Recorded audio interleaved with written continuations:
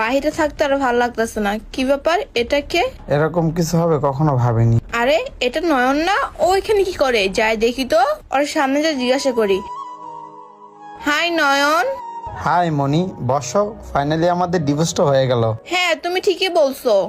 সত্যি কথা বলতে 4 বছর ধরে তো আমরা এটাই চেষ্টা করতেছিলাম যাতে আমরা দুইজন আলাদা হয়ে যাই। আজকে ফাইনালি আলাদা হয়ে গেলাম। হ্যাঁ, তুমি ঠিকই বলছো। আর বাই দেবে, তুমি যে আমার কাছে 5 লাখ টাকা দাবি করছো না, ওটা আমি এখন দিতে পারবো না। আমাকে একটু সময় দাও, ওটা আমি তোমাকে আস্তে আস্তে দেবো। আর একটা কথা, উত্তরে যে আমরা একটা ফ্ল্যাট বুকিং করছিলাম না, ওটা তুমি নিয়ে নিও। আর যাই হোক, শোনো, তোমার বাবার বাড়ি যে 2টা গরু কিনছিলাম না, ওটাও তুমি রেখে দিও।